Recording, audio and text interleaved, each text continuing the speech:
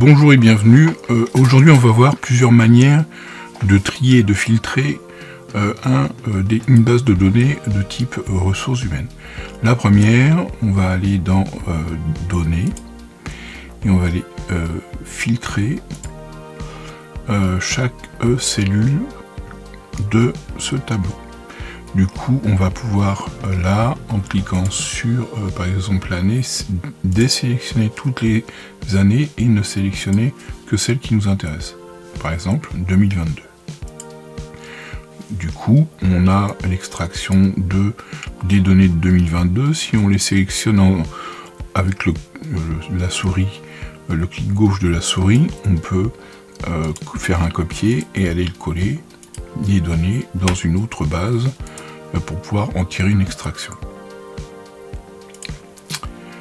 Deuxièmement, on peut, donc pour annuler, pour resélectionner toutes les cellules, il suffit de cliquer sur le bouton qui est sous année, et puis resélectionner toutes les années pour pouvoir voir apparaître tout le tableau. Ça, c'était la première méthode. L'avantage, c'est qu'elle est simple et qu'elle elle peut être multicritère. On peut sélectionner en même temps une année ou plusieurs années particulières. Et on peut sélectionner par exemple plusieurs métiers ou plusieurs unités. Par exemple, uniquement l'unité B. Donc on peut toujours désélectionner l'ensemble de ce qui a été sélectionné et ne sélectionner que ce que l'on veut.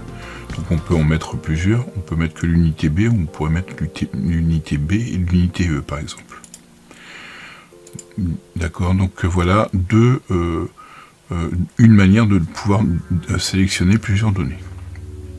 Donc pour resélectionner le tout, on revient ici, on sélectionne tout. On sélectionne tout ici également dans l'année. Et ça nous donne notre base initiale. Deuxième situation, on peut utiliser...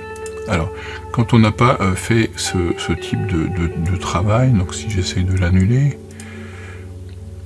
en faisant données, supprimer le filtre, on peut aussi dans la version 2019 d'Excel mettre en forme le tableau. Du coup, quand on met le tableau en forme, avec le signalement en cochant la case « Mon tableau comporte des en-têtes », du coup on a automatiquement ces filtres qui apparaissent.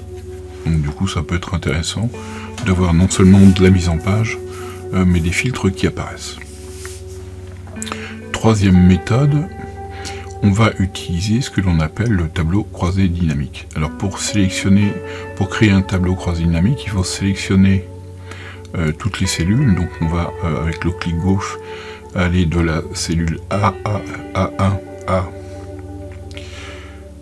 la cellule Y57, aller dans l'onglet insertion, aller dans l'onglet insertion, cliquer sur tableau croisé dynamique.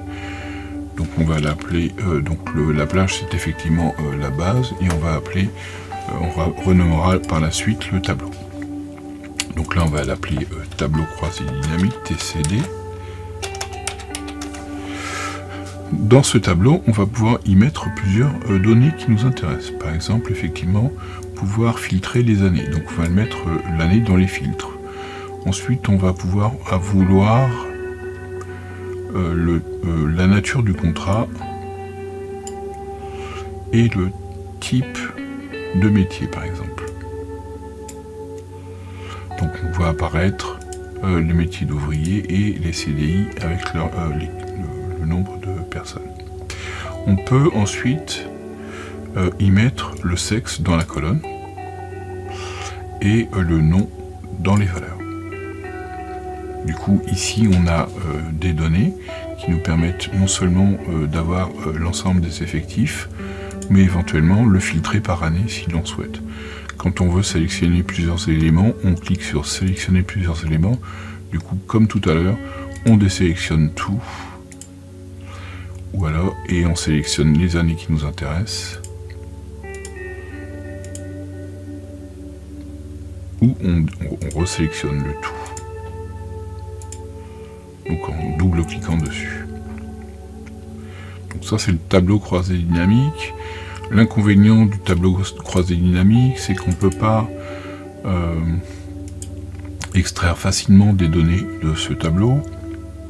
Et le deuxième inconvénient, c'est que la base, elle est limitée à cette taille-là. Donc si vous mettez des données en dessous, eh ben, vous ne verrez pas apparaître les données dans le tableau croisé dynamique. Il faudra, dans ces cas-là, resélectionner l'ensemble des cellules, donc agrandir la plage de sélection, et ensuite actualiser éventuellement le tableau croisé dynamique avec un clic droit. Clic droit, on a quelque chose qui s'appelle actualiser, donc qui permet d'actualiser la base initiale. Ça se fait pas de manière automatique.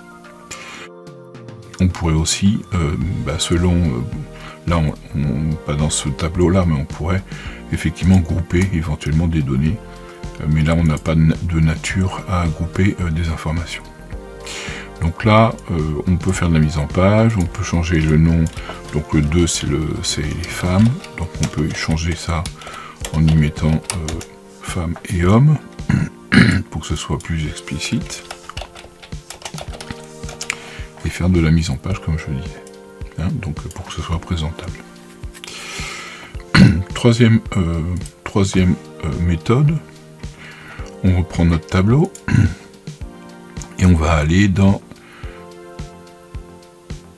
insertion,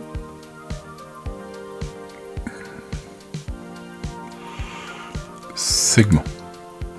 Dans segment, on va sélectionner année, métier, par exemple, et qu'est-ce qu'on avait dit, nature de contrat. On peut sélectionner autant qu'on veut. On fait OK.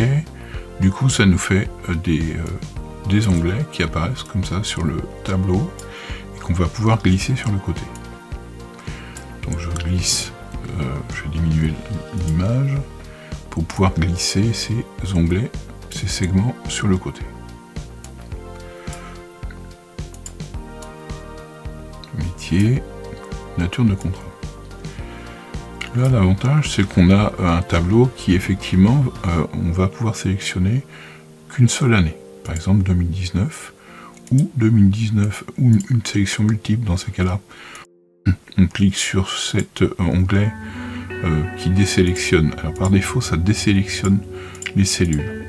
Hein, donc, à chaque fois qu'on clique sur une cellule, ça la désélectionne, et quand on a tout désélectionné, ça resélectionne tout. Donc, si on veut, par exemple, avoir 2015 et 2016, on clique sur 2015 pour que ce soit en bleu, et on va utiliser la touche CTRL pour sélectionner également 2016. Je recommence.